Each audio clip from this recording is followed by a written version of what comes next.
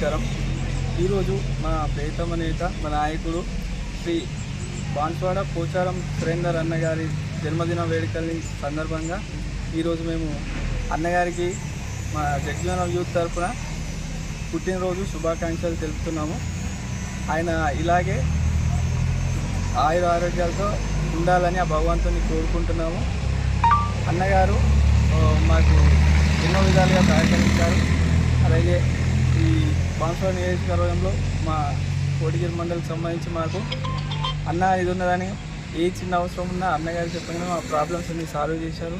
అలాంటి అన్నగారు ఇంకా జనాల్లో ఉంటూ ఎన్నో సేవలు చేయాలని ఆ భగవంతుని కోరుకుంటున్నాం.